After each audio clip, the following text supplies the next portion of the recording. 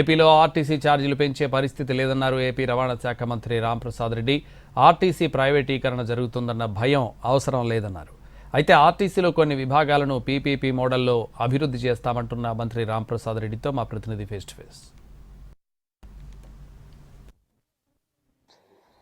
ఆర్టీసీలో తాజా పరిణామాలు ప్రస్తుతం ఆర్టీసీ ఉద్యోగ సంఘ నేతలు కొంతమంది వ్యక్తం చేస్తున్న అభిప్రాయాలు, వీటన్నిటి మీద మనతో మాట్లాడటానికి మంత్రి రాంప్రసాద్ రెడ్డి ప్రస్తుతం మనతో ఉన్నారు. ఆయనతో మాట్లాడదాం.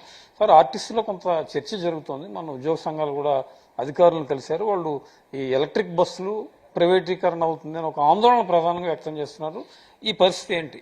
ఏపీఎస్ఆర్టీసీకి ఏది మంచి జరుగుతుందో అదే గవర్నమెంట్ కానీ ప్రభుత్వం కానీ మేము కానీ మా ముఖ్యమంత్రి గారు కానీ నిర్ణయాలు తీసుకుంటాం.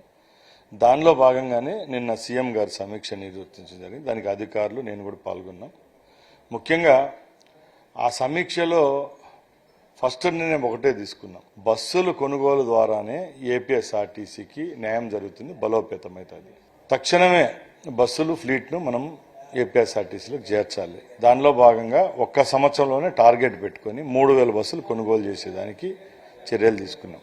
అంటే ప్రధానంగా వాళ్ళు చెప్పేది కూడా ఈ ఈవీ బస్సులు తీసుకోవటం వల్ల మాకు ఇబ్బంది ఉంది, మా ఉద్యోగాలు పోయి ప్రమాదం ఉంది, ఆ బస్సులో కండక్టర్ ఉండడు, వేరే ఆపరేటర్కి ప్రైవేట్ ఆపరేటర్కి అప్పచెప్తారు. ఒక బస్సు ఒక ఆపరేటర్ అంటే వేరే, కానీ ఒక 1500 బస్సులు అప్పచెప్పడం వల్ల మా ఎంప్లాయ్మెంట్ దెబ్బతింటుంది అనేది ఉద్యోగుల అభిప్రాయం.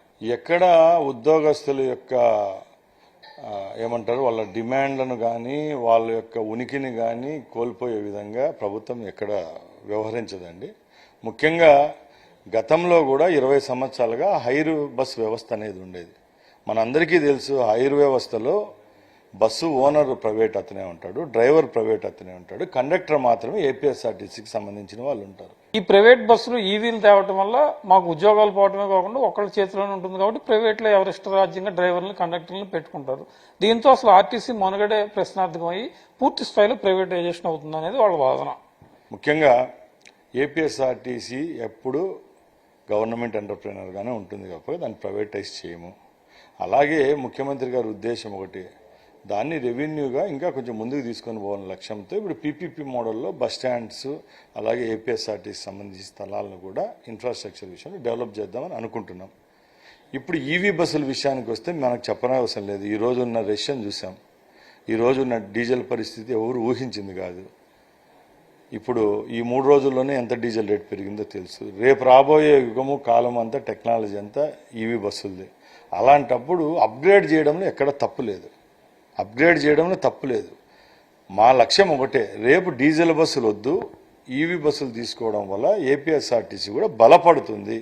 ఇక్కడ ప్యాసింజర్లకు కూడా నాణ్యమైన సేవలు అందించవచ్చు, ఎఫిషియెంట్ ప్రైజ్కే మనం ట్రావెలింగ్ ఇవ్వచ్చు. అదే రేపు డీజిల్ ప్రైసులు పెరుగుతా పోతా ఉన్నప్పుడు వాళ్ళ నీడ్ను మనం ప్రొవైడ్ చేసేదంటే వెనకడిపోతామని లక్ష్యం తప్ప ఎక్కడ ప్రైవేటైజేషన్ అనేది ఆ క్వశ్చనే రైజ్ కాదు. ఇప్పుడు పెరుగుతున్న పెట్రోల్ డీజిల్ వ్యవహారాలకు సంబంధించి టికెట్ రేట్ల విషయంలో ఎలాంటి రేట్లు పెంచే అవకాశం ఉందా? అలాంటి ఆలోచన ప్రభుత్వం దగ్గర ఉందా? ఎక్కడ ఆ క్వశ్చన్ అనేది ఇంతవరకు ఉత్పన్నం కాలేదండి. శ్రీశక్తి పథకం బ్రహ్మాండంగా రేపు ఆగస్టు 15వ తారీఖుకి సంవత్సరం పూర్తి చేసుకొస్తుంది. అలాగే ఈరోజు 4-5 రూపాయలు డీజిల్ పెరిగినంత మాత్రాన ప్రజలపైన భారం వేసేదానికి మా ముఖ్యమంత్రి గారు సిద్ధంగా లేరు. ఎక్కడ ఆ క్వశ్చన్ రైజ్ కాదు.